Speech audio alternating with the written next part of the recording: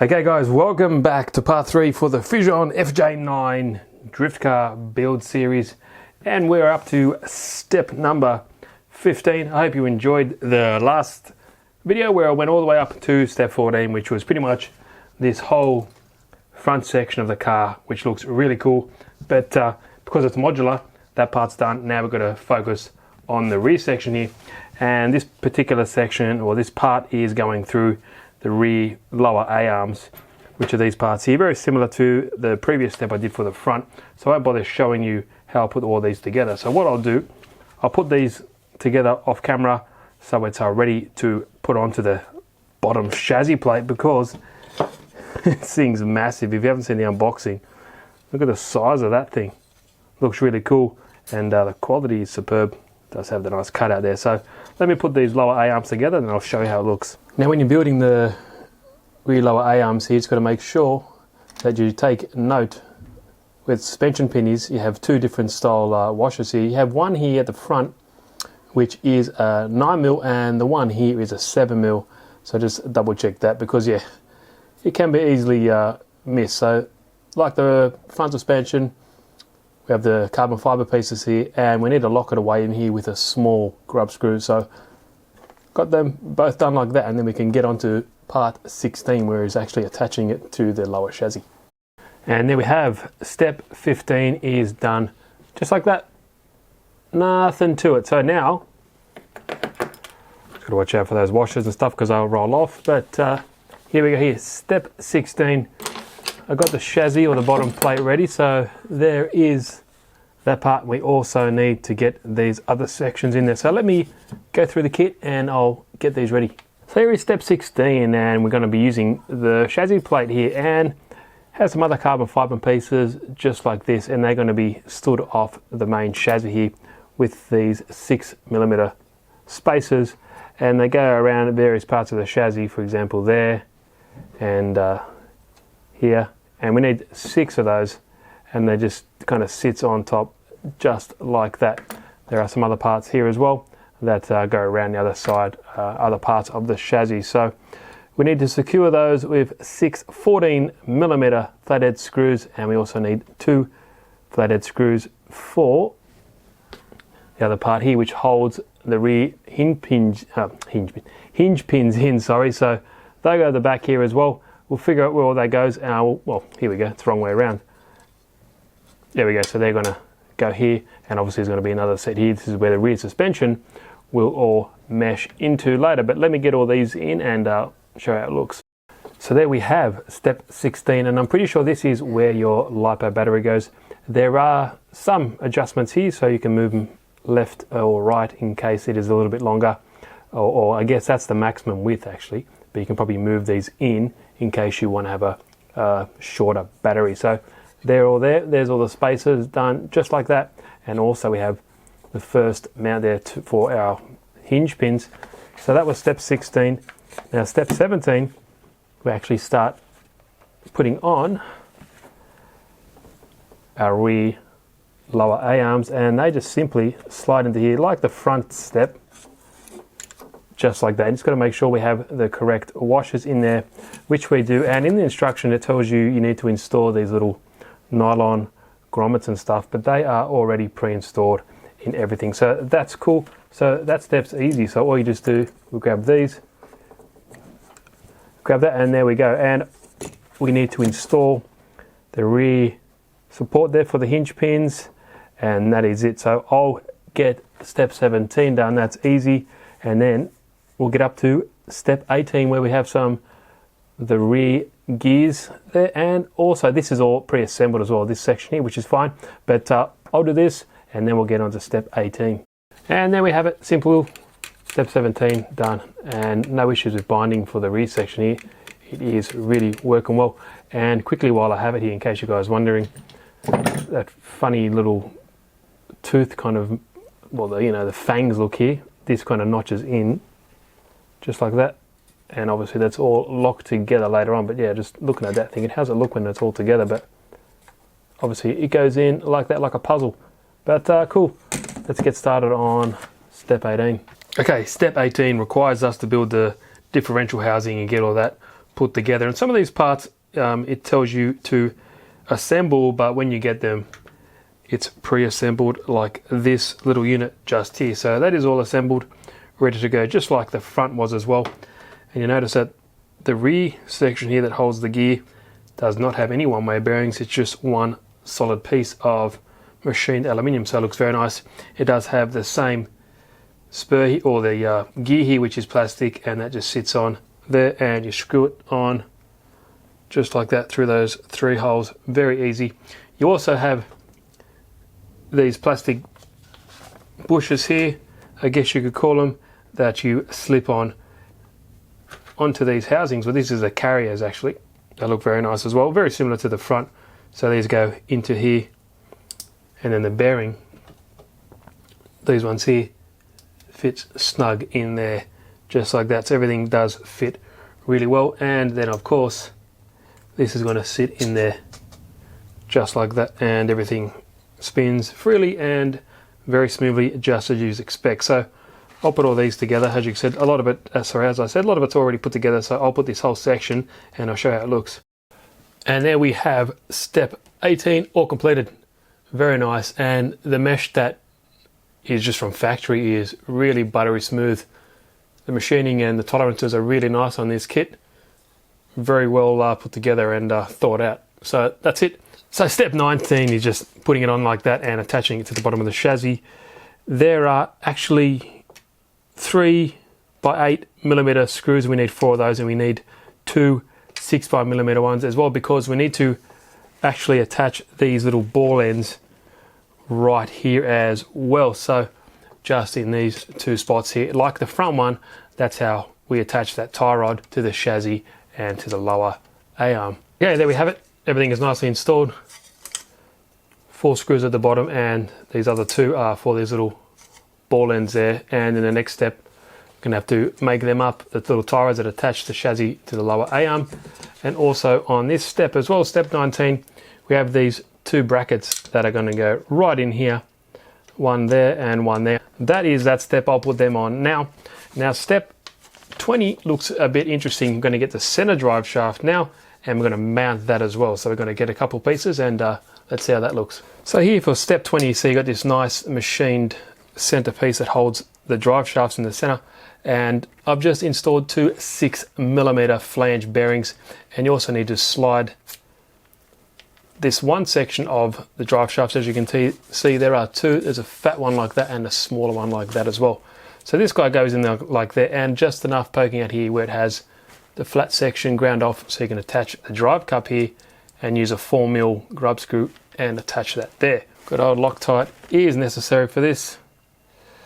I don't really want to have anything falling off this kit when it's up and running, because yeah, I don't want to really pull everything out again. It just looks nice as it is. So put this guy in there, just like that. Okay, so that's step done now, and this just sits in there, and this smaller drive shaft transfers the power from the center into the rear differential, just like that, as we can see. So this requires 2 3.3, sorry, this requires 2 8mm screws at the bottom here. So I'll put those guys in there, and we also have to attach the steering mechanism just in there as well with an 8mm screw. So we also need to make 3 of these kind of like tie rods. So this one here, 10mm gap in the middle for the steering linkage, and this one here with a 5.8, not 6mm, 5.8 in between for the rear 2 that adjoin the bottom plate to the lower A-arm. And this is the last bit for step number 20. It's got these 2 other ball cups at the end here, or ball screws, or whatever they want to call them from in the manual. Tighten those up, and that's it. So let's have a little bit of a cleanup, show you a bit of a close-ups. So there we go, there's the 2 tie rods that connect. And you have to make sure like they're really accurate. You can't make it like 6.5mm. It has to be like 5.8mm, otherwise these get bounded up or binded up and they won't come back down again. So it has to be very precise. There's the drive shaft there, Very nice, kind of a weird angle, isn't it? But it's obviously there for a reason. And here is a steering servo. Obviously this is going to connect to the servo itself, but this part is obviously, you can see, it's going to go together just like that. We can line up, let's line up this shaft. There we go, we can see how it's going to look once it's all together, so pretty awesome. And that's it, step number 20. 21 is next. Okay, now step 21 is really easy. Consists of 3 carbon fibre parts and 2 aluminium brackets. And now these guys just here. And it obviously needs 4 screws, and they are the 8mm button head screws. And so basically that just sits up there. This kind of goes at the back of the car. And if we can sit these on here, oh yeah, there we go. It kind of notches in here like a bit of a jigsaw puzzle, just like that. And just like that, so it fits really nicely. And I think that kind of goes at the back of the car there. So there we go. It's also held in place with these small brackets that go in the corner, just like that. So I'll build all that off camera. It's a bit tricky to do on camera, and then we'll see how it looks. And just like on the rest of this kit, everything fits in really nice. I haven't seen this style of construction before. I guess I haven't really seen an RC car with that much carbon fibre and aluminium as well. So there we go.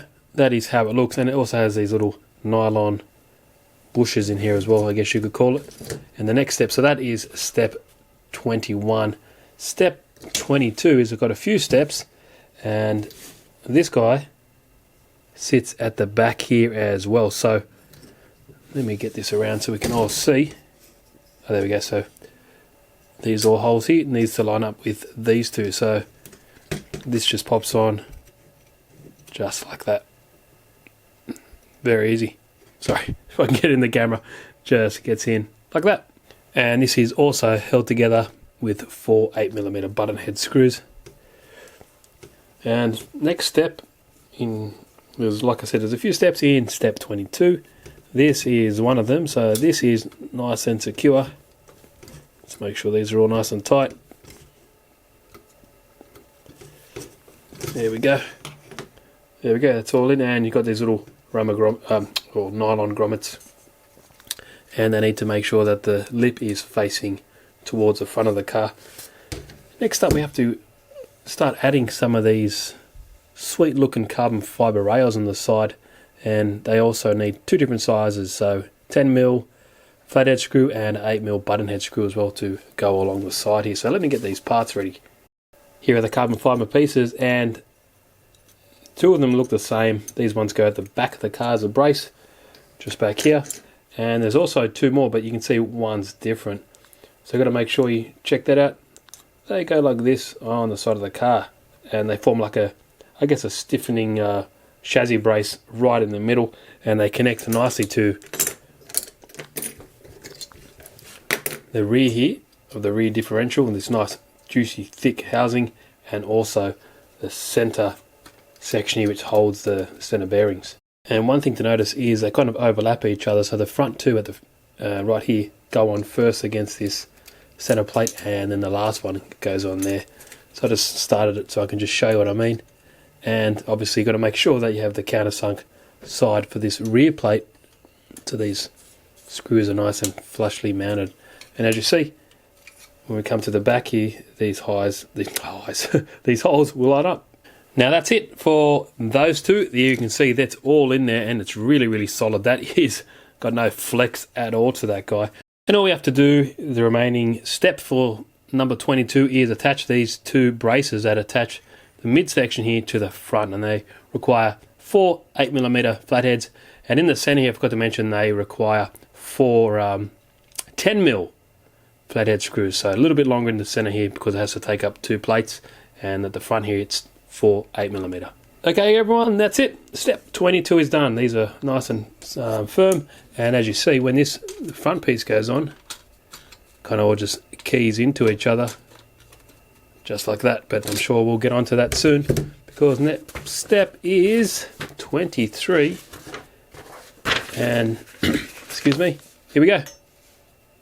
Happy days. Now step 23 is pretty easy. You got to make the rear upper control arms just like that. Very simple, and you got to lock it off with a small little grub screw right in there and attach them as well. And you need another piece as well, which is this nice carbon fiber piece which holds the pins from one side to the other. So that's really simple. I'll get that done, and then we've got to start making the side of the car, which looks really interesting. This is what kind of sets this kit apart, because when these go on, it kind of makes it look like a car even without a body on there. And that is how it looks when it's all completed. Now let's get to these side pieces, and when you put these on, it definitely changes the look of the car dramatically. So for example, here is the rear section here, and they're kind of notched, which is really nice. A lot of these carbon fiber pieces are notched, so kind of fit into the two bottom grooves there.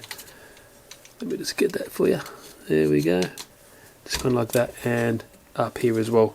As you can see, everything lines up perfectly once it's all notched in together. It's a bit difficult when it's in, separate pieces, because you need to secure.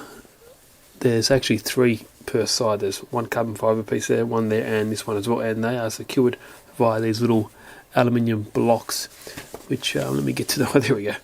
I've jumped a few steps. There we go. So there's 3. They've got these aluminium blocks that secure it all together, so make a nice frame for each side. Then once that's all secure, you can move on to step 25 and put them all on. And when you're putting all these together, make sure you take note of the direction, because they've only got threads on one end, and as you can see, and you can put them either way without noticing, and when you put it all together, you'll be realizing, oh, you need to spin the threads the other way around. So make sure you got all the threads at the bottom there, the holes, because you need to screw up from the bottom of the chassis to attach them all. But yeah, that's all you need to really take note of, because yeah, you won't be a happy camper if you put all those in and then you have to pull them all back out again. And there is one side done. It takes 4 12mm flathead screws on either side, capped off with a little nut, and obviously don't forget your Loctite. But that's it. So I'll do the other side then, and we can actually put these on the car. Okay, now it's getting pretty exciting, because both the sides are completed, and I've just mocked up that one on the side, because it can just sit in there once it's notched all in there. As you can see, look at that, perfect fit. Everything lines up like a glove. And now what we have to do, we need to attach these sides to the car, obviously, and it requires 10 of these screws. But at the same time, when we're putting this all together, we have to attach these 2 pieces. Well, it's like a dashboard. As you can see, that kind of fits in the front here, in between the parts right there, and also like this other piece, like a firewall that sits in there, and it's notched like all the other parts. So it's a little bit tricky, but I think maybe if I attach one side first, and then I can kind of put these other parts in on the one that I've attached, and then slide the other one in at the same time. Let me just quickly secure this one with 4 of those screws at the bottom right there, and 1 right at the rear. Okay, that's all in and secure, and that is very stiff. So now let's see if we can just put these in how they should go. I'm just looking at the instructions. So these just notch in just in here, and like everything with this kit, very tight tolerances, so you might need to give it a little bit of a wiggle, but that's going to fit. So maybe I can just squeeze out the sides when I put these guys in there, and that guy goes in here just like that. Yeah, so they're going to fall out, so maybe I need to put the other side in now, just temporarily, or not temporarily, put it in there without the screws, because everything is really good fit, and then we can pry those other 2 pieces in there. Where are these sides? Oh, good if I put it the right way around. Amateur hour. Put those in there. Sorry. Put those in there, and these other ones, put them in there, just like that. And that's what makes this kit unique. See how it kind of starts to look like a car, because once you put this front end on, it looks pretty mean. And here we go. We might be able to slide these little pieces in now. So back to, oh no, I definitely got to put a screw in here. Okay, now I've put one screw in the front there, so we should be able to kind of get these in here now, without them moving around too much. They're a little bit difficult. There we go. There's one, and I'll get the other dashboard piece. It kind of looks like a dashboard. Kind of get that one in here and see if I can squash the other side in at the same time. I think that's in, like that. Oh, there we go, that one's in. Aha, there we go. So that's what I was trying to get at. So as you can see, that's how it goes. Everything looks pretty good. But there, that looks really nice. And you have to make sure that this goes this particular way, the firewall piece. And on my kit, the steering wheel's on the left hand side. So yeah, just take note. And obviously we need to put the other 3 more screws in the bottom here and 1 more up the top there. And then this should be secure and ready for the next step. Okay, step 26, you have to make these little components which hold the top of the shocks so they can mount like it looks like a real car. So that requires this small piece of carbon fiber and yes, another piece of aluminium. Pretty simple. This just sits in like that and this will just go over the top very easily. Nothing to it. And once that's completed, then these get mounted to the inside of these fenders, and then we can also secure, it says here you can secure that firewall, so it makes it really stiff and kind of brings it all together. Now notice when I was putting this together that there is adjustment there for obviously tuning, so I'm just going to leave them right in the center, I guess kind of like that, just for the get-go, and see how we go. And by the way, we require 4 6mm screws for this bit. Step 26 is attaching these mounts that the springs from the front will come up here, and you can adjust it just like the real car. And I was recording this part, but I didn't have the microphone on. But anyway, I still got 1 more part to do. As you can see, it requires kind of countersunk screw here and a normal button style. And 1 more that goes all the way through this little access hole right into the side of that little aluminium mount. So this hole is there for you to pass it in just like that and screw it all up, ready to go. So that is step 26. There's nothing more for this step, just attaching them to. Next time I'll make sure my microphone is on. Done that mistake before. So 27 is doing actually the rear drive shaft and all that kind of good stuff, but I think they actually are all pre-assembled. So just like the fronts were, these are all pre-assembled. Only thing you need to do is add the small little ball screws on the 2 sides here. So you need 4 of those, and that is it. Okay, step 28 is really easy. Once you put those 2 ball screws in, you secure them with 2 or 1 on each side 12mm screws. They go in from the bottom like that, and we'll just screw it all up. It's a bit loosey-goosey now, but once we all tighten it up, it should be good. Just like that. It's a bit loose because that wants to pop out all the time, but I think once everything is all said and done, it should be much better. Get all these lined up, and then we can attach like that. We can attach top A-arm, top wishbone, and put it in place. So there we go. And we can always adjust this measurement here later on. No need to worry about it too much now.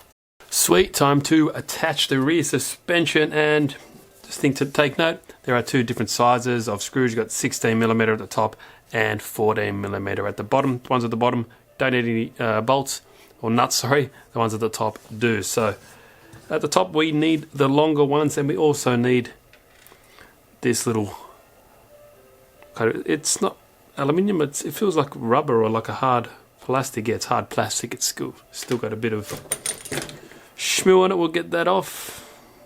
There we go.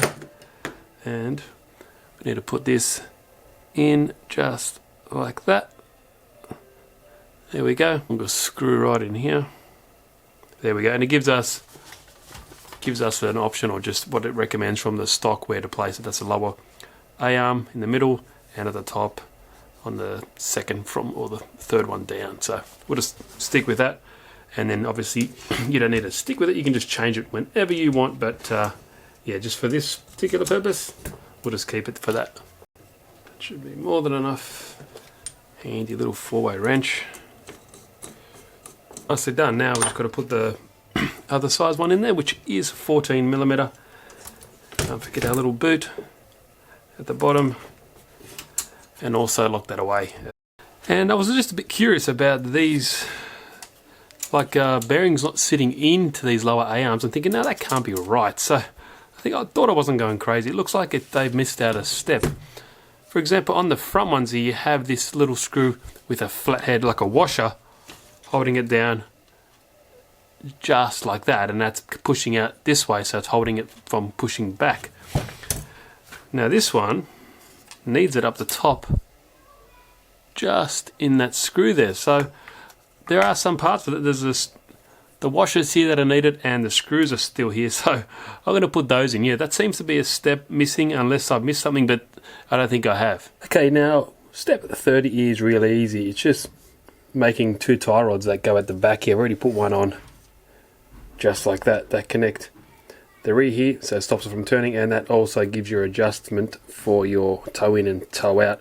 It says to have this measurement at exactly 16.3mm, but you can also fine tune that later on once you put them on, so it's really easy. Here's the other one I just put together, nothing to it, nothing too exciting to watch, so just put that on there and that on, just like that, firm press, and there we go. And you can always check if it's any good by kind of lining up this edge with this edge. Kind of gives you a ballpark figure of the angle that you need toe in or toe out, but I'll just leave it at that at the moment because it looks good. But that is step 30. Now it's getting a little bit exciting now, because step 31 we actually start, or actually not start, we join the whole front modular section to the rest of the chassis. So that's awesome. Requires 8 flathead screws, 8mm, and 2 button heads at 8mm as well. So let's get all that together. So I've kind of lined up everything before I put all the screws in.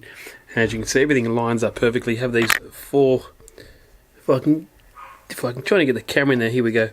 These 4, there's 2 on either side that stiffen up this center column here with this front bulkhead as well, and there's also several at the bottom. There's 4 screws at the bottom, 2 in either side as well, and so that kind of all stiffens it up together. The other 2 are up here as well, that links into this nice front aluminium crash structure, so that really locks it all together. So it's a bit difficult to do all on camera whilst holding it all together, so I'll put these together and I'll show you how it looks. Also, once that's done, step 32 is attaching the shocks to the upper unit here, and that's really easy. I'll do that at the same time. That just requires 4 5.5mm screws on either side, and you have room for adjustment. I'll just put them all in the center just like that, and I'll put all that together. There we go, everything is nice and put together, and that's one piece now. So all 3 pieces are in there, and that is pretty rigid, I must admit. Everything lined up perfectly, no issues. Here is the part where the front merged with the rear, the middle. As you can see, it looks very nice. Everything seems to line up really well, and even when all these kind of spaces and everything lines up to the front, especially these 2, right on the money, so no issues whatsoever. There's also 2 screws holding it, this front firewall to the front diff housing, just in here and down there, so it's not going anywhere. And additionally we have 4 screws. There's a 5.5mm button heads that hold the top of the shocks to this mount here, which makes this kit really unique. And yeah, as you can see, if you open up a real car, for example, this would look like exactly like the real thing, so that's what kind of makes this kit unique. I do notice though, this steering isn't like really easy to move. There's nothing binding it. I just think it's the pressure from these springs, because they are pretty hard, and obviously they're pushing down on the balls here, causing it to, being a little bit hard to turn. It's got some pretty savage steering angle there, as you can see. I think I've got a 9 kilo steering servo, so that should be plenty enough. It's brushless digital, so it should be really quick and have no problem pushing it. I'm just weird how it's kind of a little bit hard to, it's not really smooth, but it's just kind of binding up. But I think that's because of the actual springs. I've checked to make sure I've done everything right, and which I have. As a matter of fact, I have one of these brackets that hold the front plate on the wrong way. these ones here. I noticed that when I was putting it together, so luckily I didn't have too much Loctite on there, because that would have been a pain to get out. Now step 32 recommends to put the motor in as well, and I'll show you the motor while I have it here. It's a Surplus Hobby. Here we go, here's Surplus Hobby 540 motor, and it's really nice. It's a censored or sensorless motor, Pro modified 8.5 turns, and you can actually adjust the timing on this guy, as you can see just here. But I'll do another video with all the electronics and stuff I have here. But what's amazing is how good it fits. So even these little grooves, these little notches here, will make a difference if this fits, because if I put that guy in, actually, can I get it in now with that?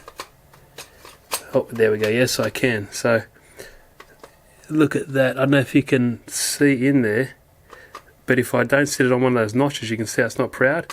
If I just turn it into one of these notches, let me find it off camera. Not the one with the wire in it. Sorry, the connector's up top, but there we go.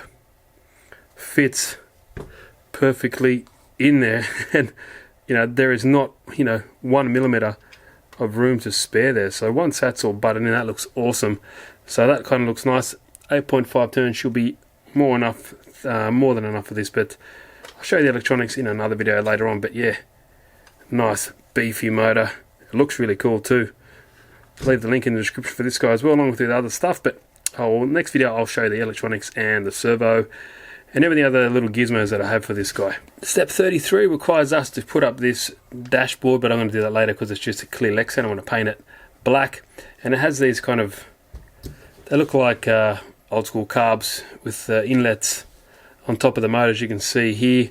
So I need to put that on and install that, and steering linkage, and that is pretty much it, because that's the end of the book.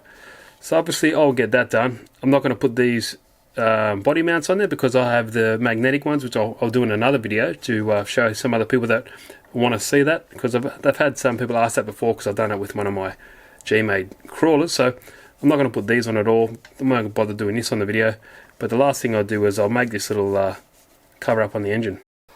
So we require these, well, it requires 4 of these. These are like the top covers, little carbon fiber piece, 3 5mm screws, and the last one you put on, because it's got to actually screw onto the top part here, because then you put a longer screw in there. That is where is it? 8mm screw straight down in there. So there you go. These ones here, the 3 that you need to position on here first, you have to make sure have a smaller hole.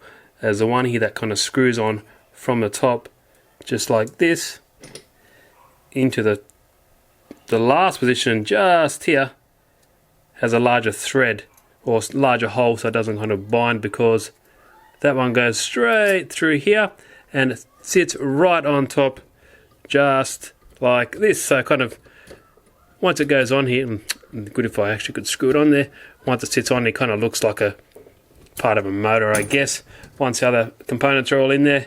And there we go. So that's how it looks. Pretty sweet in my opinion. Also, I forgot to mention that you need to put the other 4 screws in. These are 8mm screws, button heads in the 2 on this side and 2 on the other side, and that is pretty much it. That is it for this particular series for this build.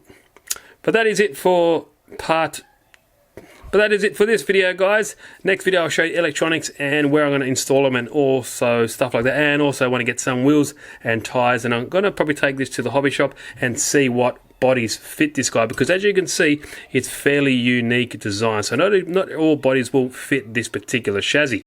But hope you enjoyed this video. Any questions, please ask. Thanks for watching. If you like the video, give it a thumbs up. If you haven't, please subscribe. But thanks again here, Steve from RC Tanks and Trucks 24/7. See you in the next video.